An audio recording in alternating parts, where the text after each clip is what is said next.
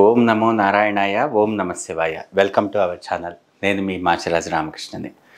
ఈ రోజున వాస్తు శాస్త్రము ధర్మ సందేహాలు కార్యక్రమంలో మనం ఏదైనా వీధి శూల అనేటువంటిది అసలు ఆ స్థలానికి ఉందా, వీధి శూల గురించి పూర్తి స్థాయిలో మనం అర్థం చేసుకునే విధి విధానం ఈరోజు చూద్దాం. అసలు వీధి శూల అంటే ఏమిటి? వీధి చూపు. ఇప్పుడు ఏదైనా ఒక ప్లాట్ తీసుకున్నప్పుడు మనం అర్థం చేసుకోవాల్సింది ఏంటి? అధమ స్థానం అంటే ఏంటి? మూలలు అధమం అంటే ఇవి అధమం. ఉచ్చలు ఏమిటి? ఇది ఉచ్చ, ఇది ఉచ్చ. స్థలానికి అంటే ఇది ఒక స్థలం. ఈ స్థలానికి ఇక్కడ మీకు రోడ్డు అనేటువంటిది తీసుకుందాం. ఇది రోడ్డు అనుకుందాం. ఈ రోడ్డుకి మీకు వీధి అనేటువంటిది ఇది సుమారుగా ఒక 30 అడుగులు తీసుకుందాం అనుకోండి. ఇప్పుడు ఎదురుగా వచ్చేటువంటి వీధి సుమారుగా మీకు ఇక్కడ నుండి వస్తుంది అనుకోండి. ఇక్కడ నుండి ఇక్కడ వరకు ఈ విధంగా రోడ్డు వచ్చింది అనుకోండి. ఇది 30 అడుగులున్నా, లేకపోతే 40 అడుగులున్నా, లేకపోతే 20 అడుగులున్నా మీకు ఇక్కడ ఏమవుతుంది అంటే ఈ యొక్క రోడ్డులో ఈ యొక్క అధమం పడుతుంది. ఎప్పుడూ కూడా స్థల కార్నర్ అనేటువంటిది ఈ యొక్క వీధి చూడకూడదు. ఇది చాలా గుర్తుపెట్టుకోవాలి. అధమాన్ని వీధి అనేటువంటిది చూడకూడదు. ఇది వీధి అని ఎప్పుడు అంటాం అంటే ఈ వీధి అనేటువంటిది ఖచ్చితంగా సాలగ్రామం ఊరేగింపు అనేటువంటిది ఉండాలి. సాలగ్రామం ఊరేగింపు లేకుండా వీధి అని అనము. ఇది ఎప్పుడైతే ఆ యొక్క దేవతల ఊరేగింపు ఉండదో దీన్ని వీధిగా పరిగణలోనికి తీసుకోవాల్సినటువంటి అవసరం ఏం లేదు. కాబట్టి ఏంటంటే ఇక్కడ చాలామందికి ఒక సందేహం, ఇక్కడ దేవుడి ఊరేగింపు జరగనంత మాత్రాన ఇది వీధిగా తీసుకోవచ్చా, ఇది వీధి సోలే అని చెప్పేసి వాళ్ళు సైకలాజికల్గా కన్విన్స్ కారు. చాలా జాగ్రత్తగా గుర్తుపెట్టుకోవాల్సింది ఏంటంటే మనం ఏది చేసినా కూడా ఇది 30 ఫీట్, ఇది 20 ఫీటే ఉందనుకోండి, ఈ 20 ఫీట్ వచ్చి 30 ఫీట్లో కలిసిపోతుంది. కాబట్టి ఇది వీధి సూలలాగా కన్స్ట్రక్ట్ చేయాల్సినటువంటి అవసరం లేదు. అదే ఇది 30 ఫీటు, ఇది 30 ఫీటు ఉందనుకోండి, దీన్ని టీ షేప్ హిట్ అంటారు. ఈ టీ షేప్ హిట్లో అధమానికి ఎప్పుడైతే రోడ్డు సూల అనేటువంటిది ఎక్స్టెన్షన్ ఉంటుందో ఇది మిశ్రమ ఫలితాన్ని ఇస్తుంది. అదేవిధంగా ఇక్కడ రోడ్డు అనేటువంటిది కేవలం ఉచ్చ వరకే ఉందనుకోండి, అంటే ఇక్కడ నుండి ఇక్కడ వరకు రోడ్డు ఉందనుకోండి, బ్రహ్మాండంగా ఉంటుంది. ఇది అసలు రోడ్డు సోల వల్ల వచ్చేటువంటి ఇబ్బంది ఏమీ ఉండదు. ఎందుకంటే అధమానికి రోడ్డు సోల లేదు. కేవలం ఉచ్చ స్థానాల్లోనే ఈ యొక్క రోడ్డు చూపు అనేటువంటిది ఉంటుంది. ఇలా రోడ్డు చూపు అనేటువంటిది ఉన్నప్పుడు ఉచ్చ స్థానాల్లో మనం ద్వారబంధం పెట్టుకొని ఆయన్ లెక్కలు కట్టుకొని ఆ యొక్క గృహపదానికి ఏదైతే నిర్ణయం చేసుకుని మనం కట్టుకుంటామో వాళ్ళకి సిరి సంపదలు వస్తాయి. ఎలాంటి ఇబ్బంది లేదు. కాబట్టి మొట్టమొదటిగా రోడ్ హిట్ అనేటువంటిది ఎక్కడి నుండి ఎక్కడి వరకు ఉంది. దీన్ని 3 భాగాలు చేస్తాం.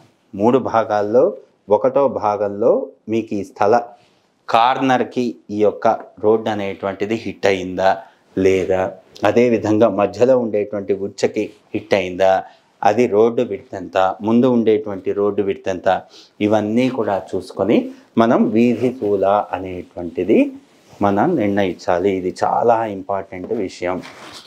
అదేవిధంగా స్థలానికి వెనక వైపు నుండి వచ్చి అధమంలో తగిలితే అది వెన్నుపోటు అంట. చాలా జాగ్రత్తగా గుర్తుపెట్టుకోవాలి. వీధి పోటు అంటే ఏంటి, వెన్నుపోటు అంటే ఏంటి అంటే ఇది ఇలా తీసుకున్నాం, ఇది రోడ్డు, ఇటుంటే మీకు వీధి సూల ఏమి ఉండదు.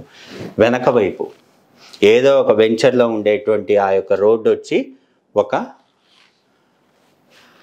వచ్చి ఇట్లా హిట్ చేస్తుంది స్థలానికి. ఈ స్థలాన్ని హిట్ చేసేటప్పుడు ఇది ఇక్కడ కార్నర్లో హిట్ చేసింది అనుకోండి, అది చాలా తప్పు. ఇది అధమం కదా. అధమం ఈ విధంగా ఎప్పుడూ అవ్వకూడదు. అలా అని మిడ్లో చేసినా కూడా తప్పే. ఎందుకంటే మనం ఇక్కడ ద్వారబంధం పెట్టట్లా. మీకు ఏదైనా ఉచ్చ స్థానాల్లో రోడ్డు వచ్చి కొడుతోంది అంటే మనం కట్టుకునేటువంటి విధి విధానంలో గృహానికి అక్కడ ద్వారబంధం ఉండాలి. ద్వారబంధం పెట్టకుండా కంప్లీట్గా మూసేయకూడదు. ఇది చాలా ఇంపార్టెంట్.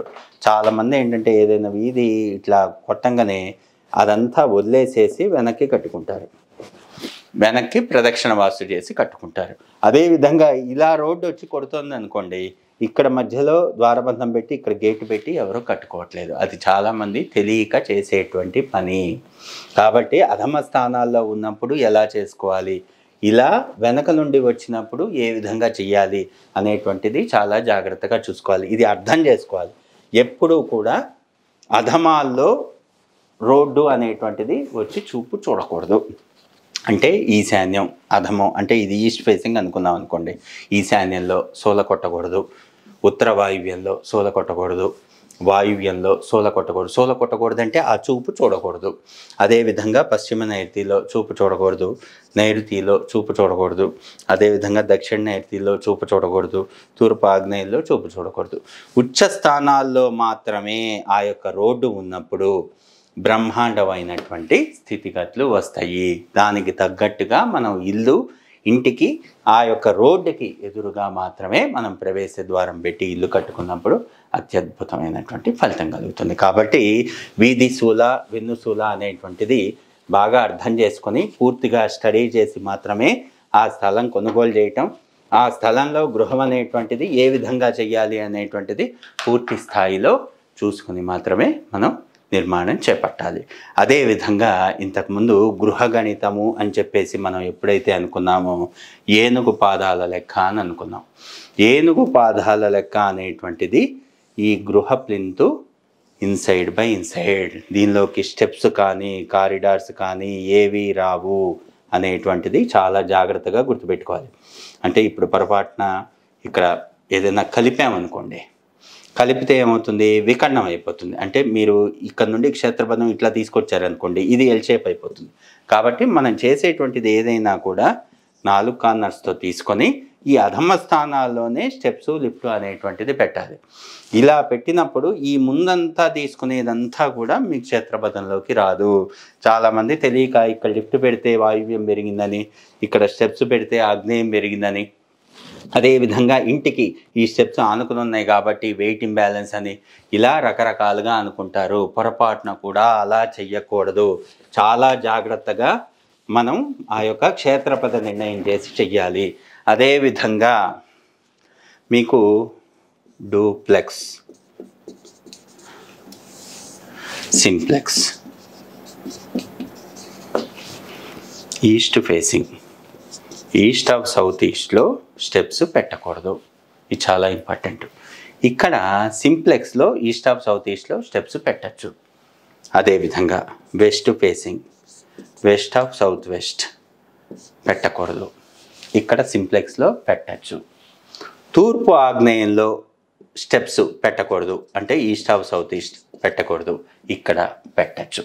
ఇలా ఎందుకు చెప్తున్నాను అంటే వెయిట్ ఇంబ్యాలెన్స్ అనేటువంటిది క్షేత్రపథంలోకి రాకూడదు. ఇది బాగా అర్థం చేసుకోవాలి. మనం అందుకే మెట్లు లిఫ్టు ఇవన్నీ కూడా పెట్టేటప్పుడు వెయిట్ ఇంబ్యాలెన్స్ అనేటువంటిది క్షేత్రపథంలో చూసుకుంటాం. అది చాలా జాగ్రత్తగా ఉండాలి.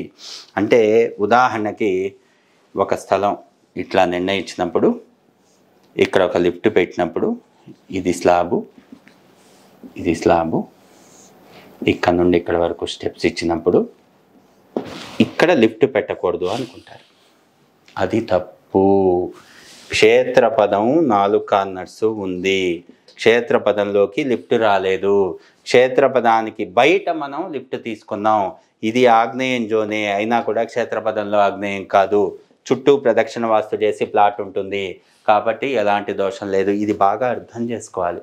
చాలామంది తెలియక ఈ లిఫ్ట్ ఇక్కడ లోపల కట్ చేసి పెట్టడం, లేకపోతే ఇటు మళ్ళీ ఎన్హాన్స్ చేసుకుని ఇటు పెట్టుకోవటము, ఇవన్నీ చేస్తూ ఉంటారు. ఒకవైపు స్టెప్స్ ఒకవైపు లిఫ్ట్ పెట్టుకుని కూడా మనం క్షేత్రపద నిర్ణయం చేసి ఇల్లు కట్టుకోవచ్చు. కాబట్టి ఎలాంటి దోషాలు ఉండవు. కాబట్టి మనం డూప్లెక్స్ నిర్మాణం చేస్తున్నామా, సింప్లెక్స్ చేస్తున్నామా, కమర్షియల్ చేస్తున్నామా, సెమీ కమర్షియల్ చేస్తున్నామా, హోటల్ కడుతున్నామా, ఫ్యాక్టరీ కడుతున్నామా, ఏది ఎక్కడ ఎట్లా చేస్తే ఎక్కడ స్టెప్స్ ఉండాలి, ఎక్కడ లిఫ్ట్ ఉండాలి, ఏ పొజిషన్, యజమాని ఎక్కడ కూర్చోవాలి, వర్కర్స్ ఎక్కడ ఉండాలి, పిల్లలు ఎక్కడ ఉండాలి, అంటే ఇవన్నీ కూడా ఎందుకు చెప్తున్నానంటే రైట్ పొజిషన్లో రైట్ యాక్టివిటీస్.